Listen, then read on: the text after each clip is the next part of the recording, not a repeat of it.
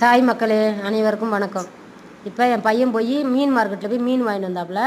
இப்போ பாருங்கள், கனவா மீன், கிளாத் மீன் வாங்கிட்டு வந்து, கிளாத் மீன் வந்து 2 மீன் 400 ரூபா, கனவா மீன் 100 ரூபா. இதை எப்படி சுத்தம் பண்ணுறேன்னு பாருங்கள். இப்போ கனவா மீனில் எப்படி சுத்தம் பண்ணுறேன்னு பாருங்கள். அது உள்ளே இருக்க மை எல்லாத்தையும் எடுத்துருங்க. அது உள்ளே அந்த மேலே இருக்க தோல் எல்லாத்தையும் சுத்தம் பண்ணிடணும். சிவப்பு தோல் இருக்குது, அது எல்லாத்தையும் சுத்தம் பண்ணிடணும். அது உள்ளே இருக்க மையை எடுத்துடணும். எடுத்துட்டு உள்ளே இருக்கிற ஒரு பட்டை மாதிரி இருக்கும், அதையும் எடுத்துருங்க.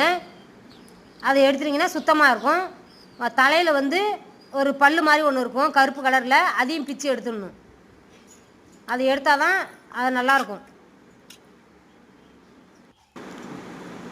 இப்போ அது உள்ளே இருக்கிறத அது ரெண்டாக கிழிச்சி எடுத்துட்டு, அதுக்கப்புறம் அது உள்ளே இருக்கிற சுத்தம் பண்ணிவிடுங்க.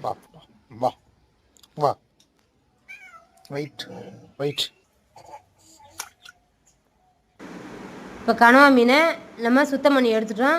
இப்போ சின்ன சின்னதாக நறுக்கி எடுத்துக்கிறோம்.